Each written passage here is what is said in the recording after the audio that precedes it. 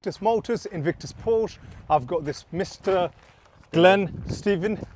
He's purchased this Porsche 911, and if I'm right, this is a 60th birthday present to you? Yes, it was. Okay. And also you've taken a fair bit of money out of your kind of pension, was it?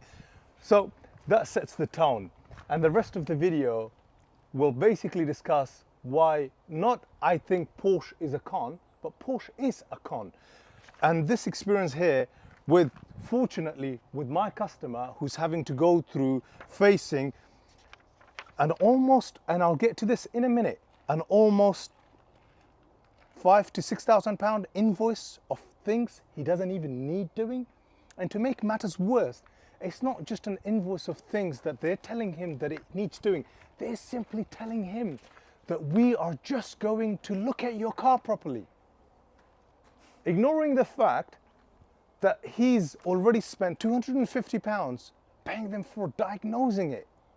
Whereas when he shared this report with me and told me, you know, my car's misfiring, it's at Porsche, they've sent me a bill worth £5,000 to £6,000 simply to diagnose, simply to further investigate and further see why his 911 has a misfire.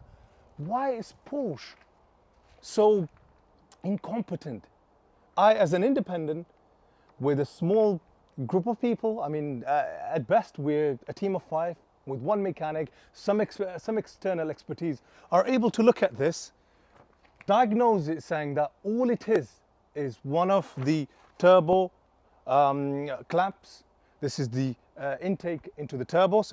Right, this Porsche 991.2, as taking it apart, I found this clamp to be loose, wasn't even done up. Obviously, we know Porsche have been in there. Turbo, it's got a little bit of play, nothing major, it's nothing uncommon. So that's ready to, basically, I've got new coil packs coming, new plugs coming, slap it together, see how that turbo is, and we'll go from there.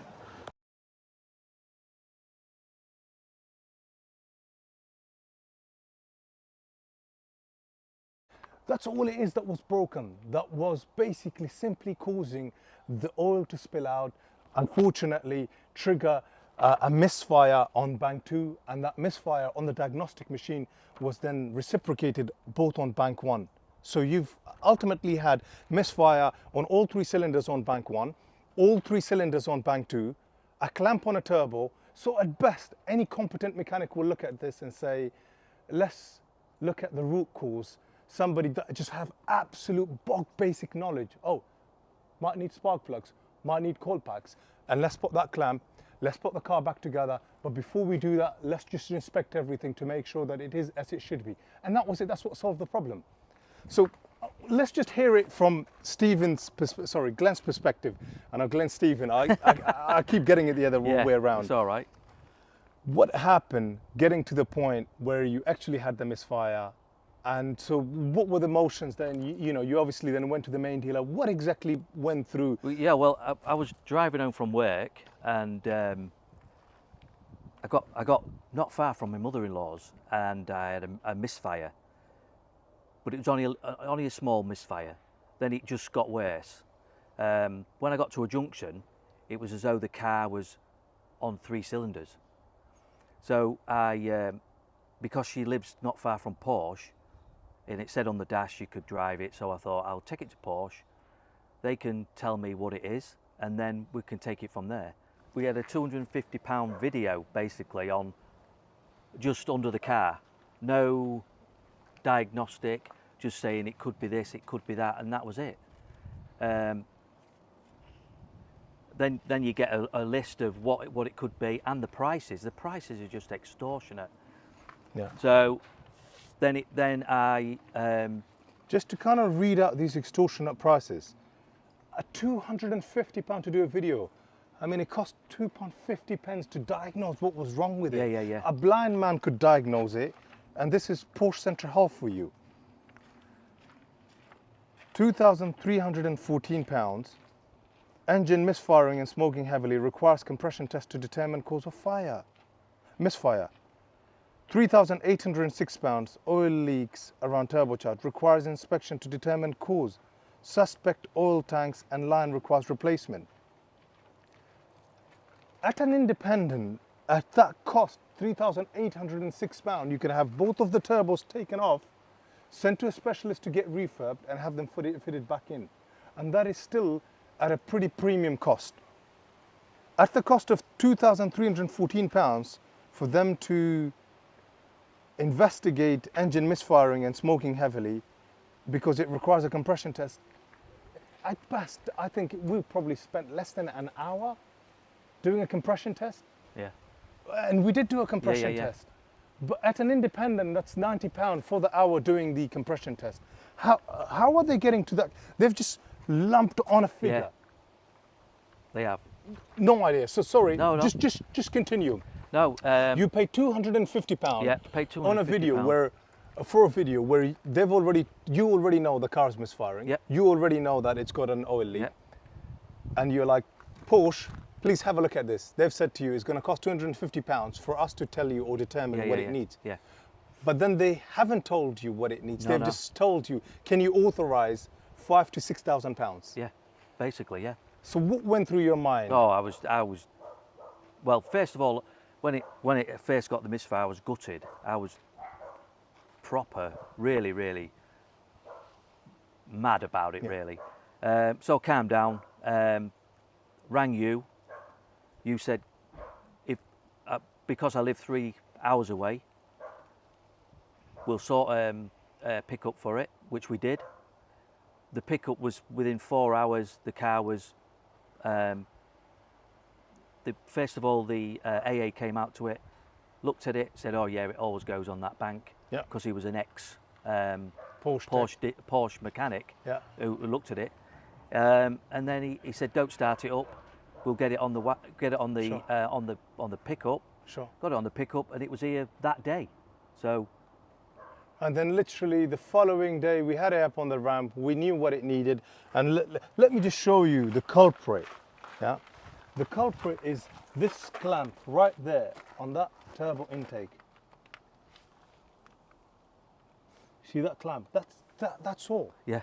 It's a Jubilee clip. Yeah. You can go to any plumbing store, and Porsche uses them. You could go to any plumbing store, and that Jubilee clip is about 50 pence.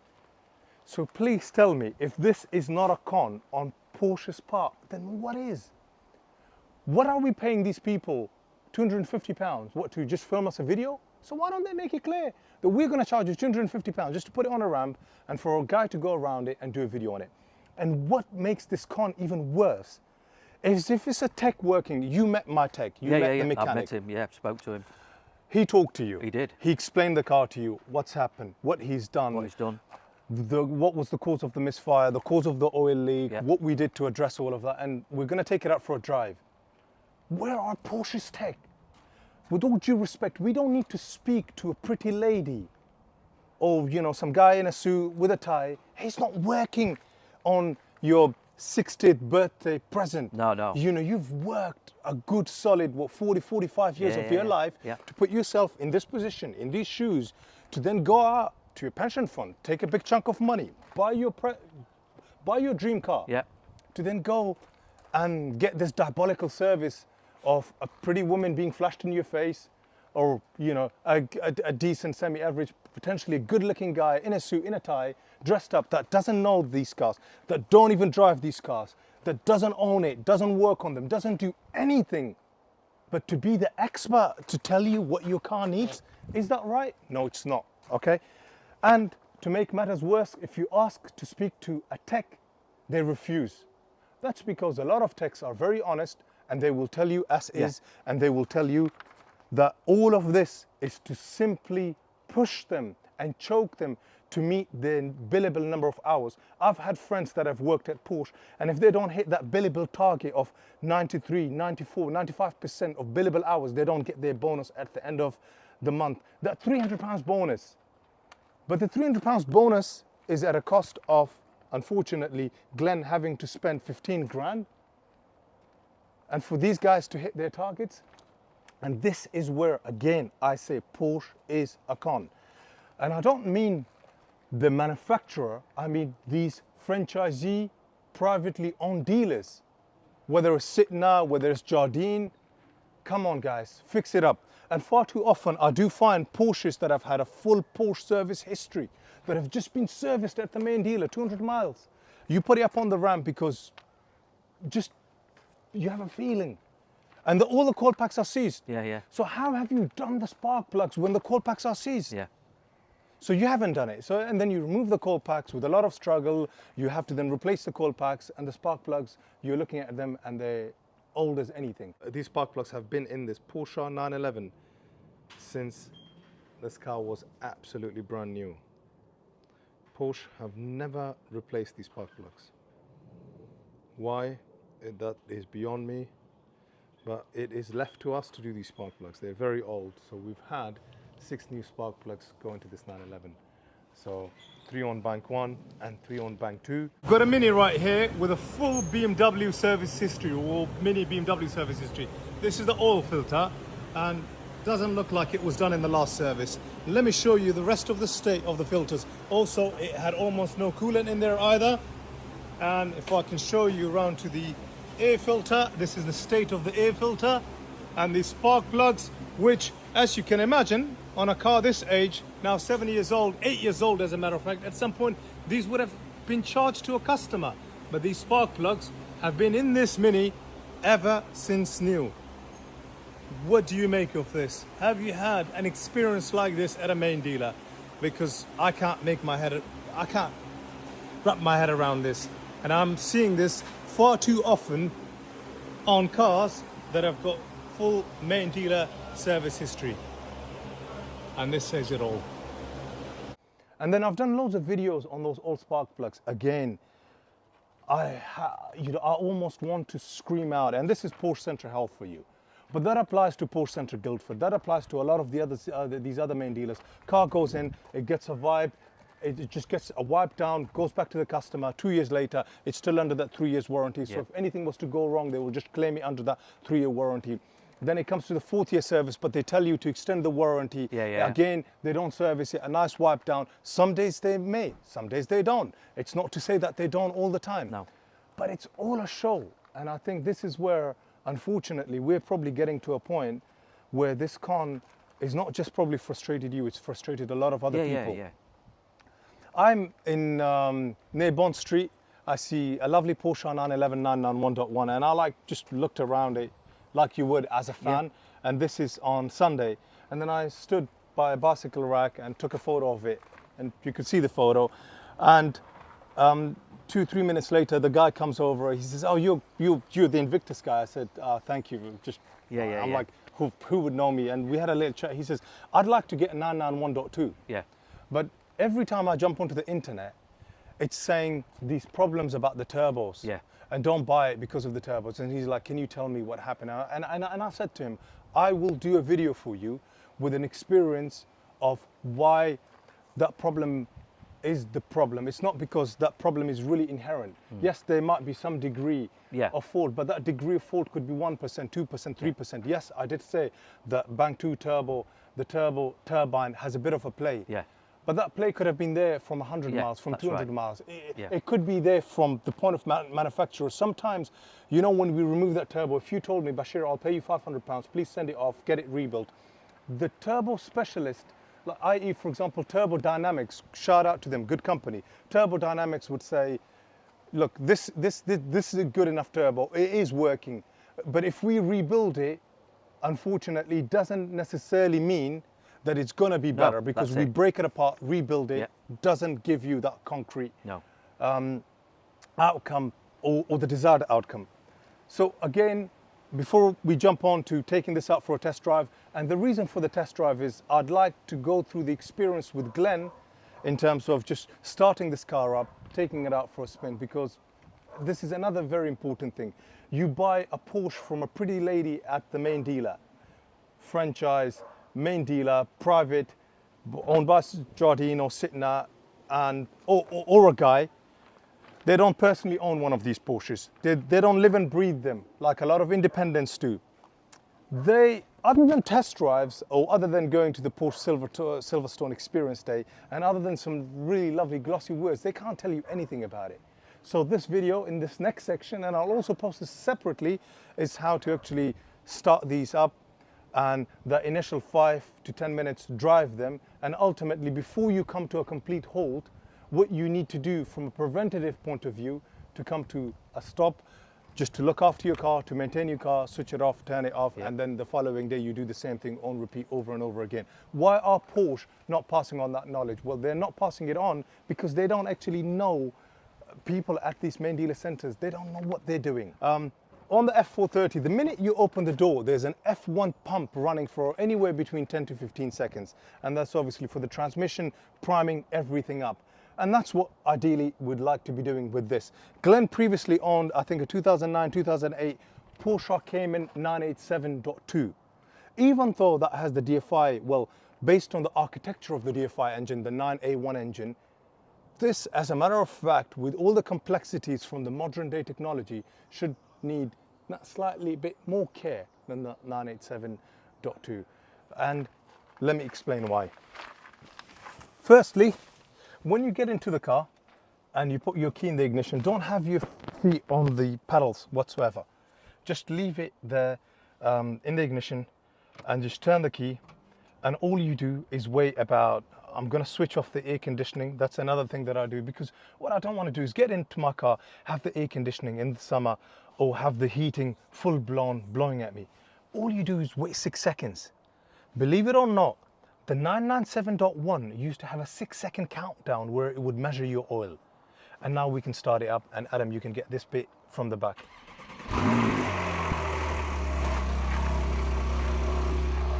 Now that you've started your 911, what you do is wait 30 seconds or 60 seconds.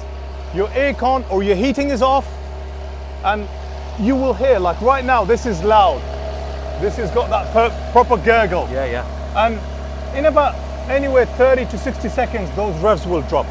However, if you are living in some sort of a residential complex with an underground car park, or you in a car park somewhere, and you just want to put it in drive to just get to the exit point, it's okay. Yeah.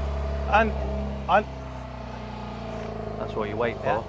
And I know some people can get a bit excessive about letting it run for 3-4 minutes, and that's not really needed. Straight away, the other thing I'll recommend is to deactivate stop start. And that's now deactivated. And I will explain to you the pros and the cons. Stop start is actually another con before I say anything about the pro, and I will tell you the one pro it has, and you know, that's on that one pro you might save yourself 50 pence on a 100-mile journey. Yeah. But that is not really a pro. No. But the con is simply designed by the manufacturers to work around EU emission. And EU in itself, to some degree, some of their policies are a bit of a con. Yeah. Why are they pushing these car manufacturers into a corner to come up to come up with the Dieselgate scandal, to come up with, you know, if you don't know what the Dieselgate scandal is, all it was is the software was not showing the real emission figures. Yeah. It was hiding it in the background. That's what Dieselgate was. But It the stop start, all it is, you know, when you're on a track for 5 miles, Yeah. simulating what emission figures this will produce. Yeah. So that when you come to a complete stop like that, to simulate traffic, oh yeah, I've stopped, the car's turned off, and the car's not producing any gases whatsoever, and that's why they're able to give them very, very low nitrogen dioxide numbers and carbon dioxide numbers. Yep. But real traffic is never like this. No. You move a little bit, you stop, you move a little, you stop, you move a little, you stop. So this switching on, off, I mean, this is a turbocharged, a very sophisticated car. It's as if you just got Usain Bolt to sprint 100 meters, and imagine during that race at the 25 meters mark, you just shot him down. You just basically told him to stop, to freeze. Yeah. And then you asked him to start again and again and again. That athlete will not have more than one race for his career. No. But obviously these cars are, as I said, you know, on a side conversation at the beginning of the videos, they are almost to the degree over-engineered. Yeah, yeah. And they can handle a lot of abuse. So that's my other point of recommendation. And obviously, That's what I do every time I get in Yeah. it. Switch that off, put that on. yeah, go ahead. Yeah, that's it. And You do that. That's Yeah. it. So you're probably waiting for what's the One Pro. The One Pro is, if you actually have a look at, I've lightened up the dash. Let me lift it up as well, so Adam can show it into the camera. If you actually have a look at the dash, I'm doing 39 miles an hour, and if I take my foot off the brake pedal, those revs stay the same. Yeah. What stop-start does from an emission, also a technology point of view, that when you're on a motorway, not in stop-start traffic, if you were to turn that back on, yeah, and if I'm going along, just cruising along like that on a motorway, what tends to happen is the revs will automatically drop and stay around 1,000 Yeah. or that 1 mark. Or you obviously it went up a gear, that's why it's gone to 1,000. And what that does is ultimately helps to kind of put you in some sort of an economy mode on a motorway. But like I said, on a journey of 100 miles, at best you'll save is 50 pence. And you know, we've driven this enough that if you wanted to do a little bit of hard driving, you can. There's Yeah. a tunnel coming up. Let's use that. And I will tell you, what I'm doing right now is also sort of wrong. Didn't want to do anything crazy. And the reason I didn't want to do anything crazy is this video should be taken from a role model point of view. You see here that the engine is up to temperature, 90. Oh, lovely. Yeah, my engine is up to temperature. I can just abuse it, drive it hard, and just, you know, throw it in every possible corner because the engine is up to temperature. But is your oil temperature up to temperature? Your oil temperature is still flat at the bottom, underneath 60. Yes, the coolant, the engine temperature is important, but what about the blood, the thing that lubricates all these, you know, heavy mechanical components, which is your engine oil? And if that's not up to temperature, why are you pushing the car and abusing the car? And normally, I had a customer, normally we find that on the older classic cars, and I'll tell them, please, before any hard driving, please wait for the engine oil temperature to come up to temp. Yeah. And I've had a couple of times customers sit with me, go on a 10-15 minute test drive. In 15 minutes it should come up a little bit, but they somehow develop the idea that the oil temperature gauge isn't working. And then I have to drive it for myself for 20-25 minutes and do a separate video on them to prove to them that it is indeed working. Yeah. So we're coming almost to the end of our drive, this segment of the video, to the petrol station. Glenn, have you got anything else to say? No, all I can say is I'm really, really happy with what you've done and how you've treated me, and I can't say anything else, Bash. The experience with Invictus has been second to none, really. Thank you. It's been a pleasure, and it's not a pleasure that the car had a fault, but to have it rectified in good time was second to none. Thank you, thank you. I mean, we did indeed have it all up and running within about, I think, 2 to 3 days. Yeah. But as with anything, it took another 2 days, and I sent you videos. Yeah, you did. Video on the day got fixed. Hey, Glenn, it's done. And a video the following day, me driving it, and the day after that, me driving Yeah. it. And I know you were saying about delivery, and I did actually have something coming up in your direction this week, but Oh. I wanted you to come and Yeah, spend yeah, a bit of time yeah. with me to go through the car, because what we're doing here is worth more than the circa 60,000 yeah. pound you spent on this. Yeah. And it's worth it. It goes a long way.